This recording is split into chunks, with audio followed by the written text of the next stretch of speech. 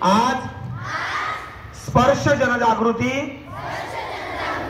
अभियान व कुष्ठरोग निवारण दिनानिमित्त शपथ घेतो की कुष्ठरोगाचे संशयित लक्षण असलेल्या व्यक्तीला जवळच्या आरोग्य केंद्रामध्ये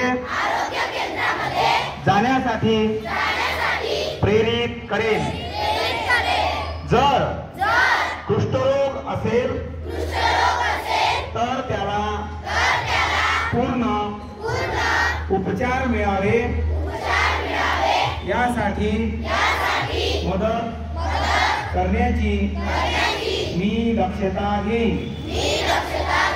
जर माझ्या जवळपास माझ्या मित्रांमध्ये शेजारी आणि समाजामध्ये कोणी कुष्ठरोगी असेल तर मी त्याच्या सोबत बसणे आणि फिरणे याबाबत कुठल्याही प्रकारचा भेदभाव करणार नाही।